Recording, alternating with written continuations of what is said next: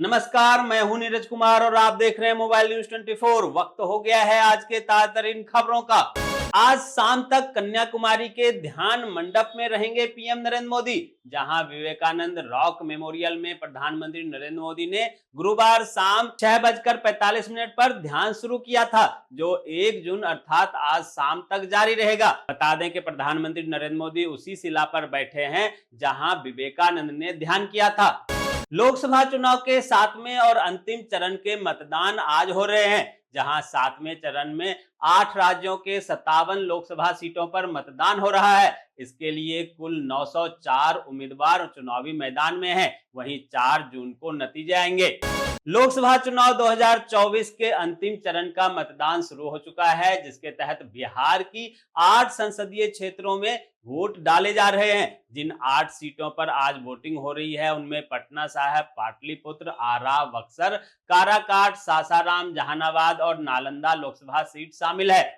T20 world cup का आगाज आज से हो रहा है, जहां आईसीसी T20 वर्ल्ड कप का आयोजन अमेरिका और वेस्टइंडीज में 1 जून से 29 जून तक होगा। वहीं इस बार इसमें 20 टीमें हिस्सा ले रही है। टीम इंडिया अपना पहला मुकाबला 5 जून को आयरलैंड के खिलाफ खेलेगी। टीम इंडिया के सारे मुकाबले रात 8 बजे से खेले जाएंगे। आज राजधानी दिल्ली में होगी इंडिया गठबंधन की बैठक। इस बैठक में इंडिया गठबंधन के नेता चुनाव के नतीजों को लेकर समीक्षा करेंगे। वहीं ममता बनर्जी और केसीआर को मनाने की जिम्मेदारी संभालेंगे अखिलेश यादव।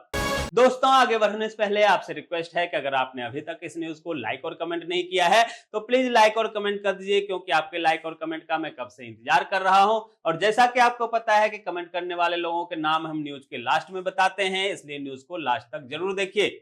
जम्मू कश्मीर में प्रचंड गर्मी से भी लोग बेहाल हैं, जहां स्कूलों में आज से समर वेकेशन का छुट्टी दे दिया गया है। लोकसभा चुनाव के 7वें और आखिरी चरण में पश्चिम बंगाल की 9 लोकसभा सीटों पर आज मतदान हो रहा है, जिनमें कोलकाता की 2 सीटें भी शामिल है। मतदान को देखते हुए सुरक्षा के मद्देनजर कोलकाता एक तरफ से किले में तब्दील कर दिया गया है। महाराष्ट्र में जल्द ही चुभती जलती गर्मी से राहत मिलने वाली है, जहां मौसम विभाग ने आज से 3 जून तक राज्य के कई इलाकों में भारी बारिश की संभावना जताई है। उत्तर प्रदेश के बरेली से बड़ी खबर सामने आ रही है, जहां चौपूला चौराहे के पास अतिक्रमण हटाने पहुंची नगर निगम की टीम को कब्जेदारों ने घेर लिया और शिकायतकर्ता पार्षद संतोष कश्यप और अन्य लोगों के साथ मारपीट की।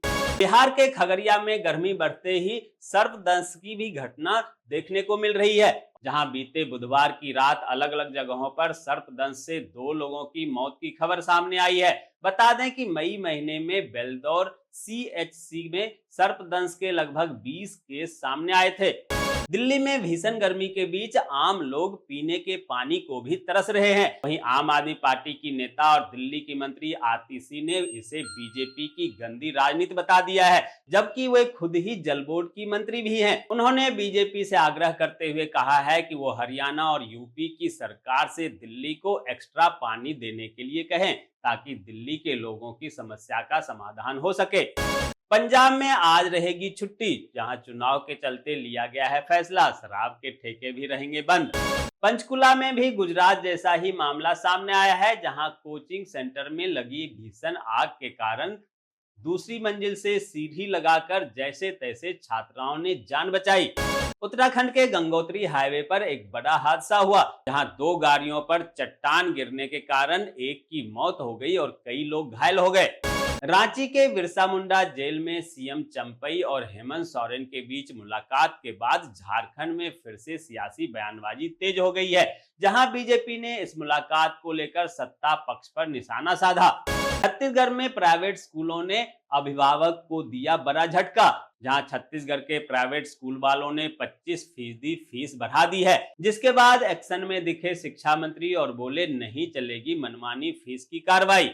मध्य प्रदेश के सीएम डॉक्टर मोहन यादव अचानक पुलिस मुख्यालय भोपाल पहुंच गए। यहां उन्होंने वरिष्ठ अधिकारियों के साथ प्रदेश में कानून व्यवस्था की समीक्षा की। वहीं कुछ ताजा संदर्भों को दिखाते हुए उन्होंने कहा कि अधिकारी अपने कार्य क्षेत्र की घटनाओं के प्रति सजग रहें।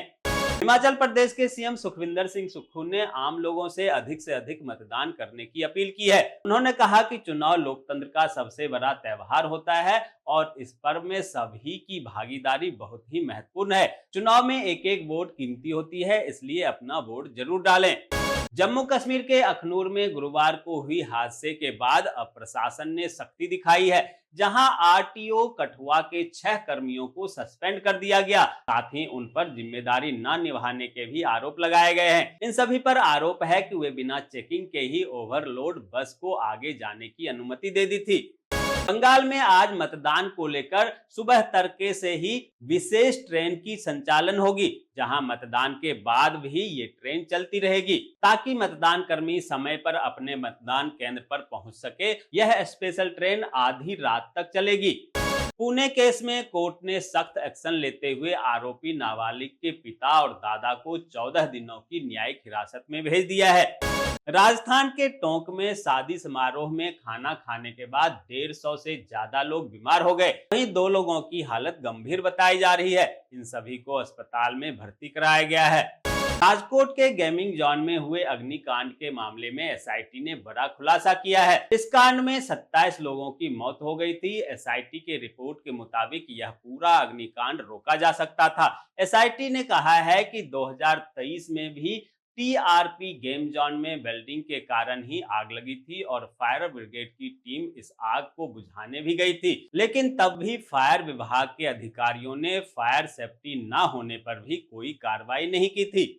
सौर बाजार पुलिस ने सूहत पंचायत के वार्ड नंबर 14 निवासी छोटे लाल शाह के पुत्र आजाद शाह को 5 लीटर देसी चुलाई शराब के साथ गिरफ्तार कर न्यायिक हिरासत में भेज दिया। वहीं नशे की हालत में हंगामा करते हुए सूहत गांव निवासी रामेश्वर शाह के पुत्र सिंटू शाह को भी गिरफ्तार किया गया, जबकि लंबे दिनों से फरार चल रहे वारंटी सौहरिया पश्चिमी पंचायत के जागीर गांव निवासी बुट्टन सादा, बेचो सादा, रामजी सादा के पुत्र ओपिन सादा, जगतलाल सादा को भी गिरफ्तार कर न्यायिक हिरासत में भेज दिया गया। वहीं इसे लेकर थाना अध्यक्ष अविनाश कुमार ने बताया कि नशीले पदार्थों की तस्करी और सेवन करने वालों के अतिरिक्त असामाजिक तत्वों पर पुलिस लगातार कार्रवाई कर रही है और उन्हें किसी भी सूरत में बख्शा नहीं जाएगा।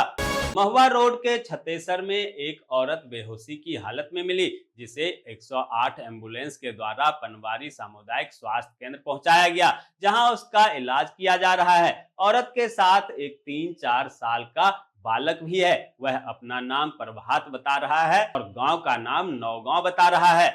दोस्तों, मैं देख पा रहा हूं कि आप में से बहुत सारे लोगों ने न्यूज को लाइक किया है और कमेंट भी किया है, लेकिन अभी भी कुछ लोग बाकी हैं जिन्होंने न्यूज को लाइक और कमेंट नहीं किया है। उनसे भी आग्रह है कि प्लीज प्लीज प्लीज वे भी न्यूज को लाइक कर दें, कमेंट कर दें, साथ में शेयर भी कर दें।